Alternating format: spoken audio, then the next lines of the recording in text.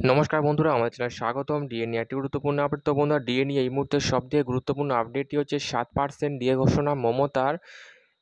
তো বন্ধুরা, ডিএ সংক্রান্ত আপডেটটি নিয়ে আমরা স্টেপ বাই স্টেপ আলোচনা করব। তো অবশ্যই আপনারা ভিডিওটি স্কিপ না করে অবশ্যই পুরোটা দেখবেন। তো তার আগে বলে রাখি, যে সকল বন্ধুরা আমাদের চ্যানেলে নতুন, আমাদের চ্যানেলটির পাশে সাবস্ক্রাইব করার পর পাশে যে বেল আইকন সেটিও প্রেস করবেন। লেটেস্ট ভিডিও আপডেটগুলি সবার আগে পেয়ে যাবেন।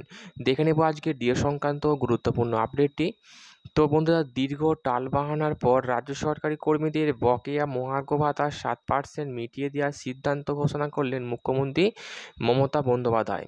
চলতি মাসের বেতন থেকেই এই ঘোষণা কার্যকর হবে। এর জন্য রাজ্যের কোষাগার থেকে চলতি আর্থিক বছরে বেতন ও পেনশন খাতে অতিরিক্ত খরচ হবে। তো বন্ধুরা, বুঝতে পারছেন, আমরা অনেক দিন ধরে বলে আসছিলাম পুজোর আগে ডিএ নিয়ে একটা শেষমেশ হবেই। তো সেই নিয়ে সুখবর বেরিয়ে এলো। তো বন্ধুরা, আমরা সকলেই জানি পশ্চিমবঙ্গের সরকারি কর্মীরা কেন্দ্রীয় হারে ডিএর দাবিতে শহীদ মিনার চত্বরে আন্দোলন চালিয়ে যাচ্ছেন দিনের পর দিন, কিন্তু কোনো রকম সুরাহা হচ্ছে না। একদিকে তারা মুখ্যমন্ত্রী, অর্থমন্ত্রী, রাজ্যপালকে বারংবার কেন্দ্রীয় হারে ডিএ দেওয়া নিয়ে চিঠি দেওয়া সত্ত্বেও কোনো কর্ণপাত করেনি বা কোনো রকম উত্তর আসেনি ওই সমস্ত মানুষদের ক্ষেত্রে। এবং যেখানে আমরা দেখেছি দিল্লির যন্তর মন্তর আন্দোলন চালাতে ব্যর্থ হয়েছেন পশ্চিমবঙ্গের সরকারি কর্মীরা।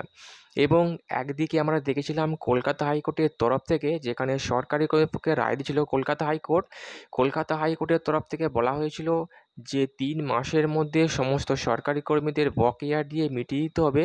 সেই রায়কে চ্যালেঞ্জ করে সুপ্রিম কোর্টে যায় রাজ্য, এবং যেখানে ডিএ মামলা দাখিল করে সেই ডিএ মামলা এখনও পর্যন্ত সুপ্রিম কোর্টের বিচারাধীন। দিনের পর দিন সেই শুনানি পিছিয়ে যাচ্ছে, কিন্তু শুনানির কোনো নামগন্ধ নেই।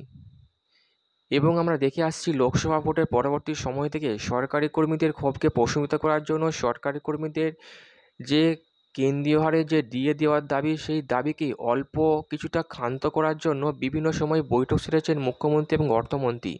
এবং পুজোর আগেই যে আপডেটটি উঠে আসছে যে পুজোর মধ্যেই চলতি মাসের মধ্যেই 7% ডিএ ঘোষণা মুখ্যমন্ত্রী মমতা বন্দ্যোপাধ্যায়, যেটা হচ্ছে মুখ্যমন্ত্রী অর্থমন্ত্রীর সাথে রিপোর্ট পাওয়ার পরই এমনটাই চিন্তা ভাবনা শুরু করেছেন, যেটা পুজোর মধ্যে মিটিয়ে দেওয়া হবে এমনটি আশা করছেন পশ্চিমবঙ্গের সরকারি কর্মীরা।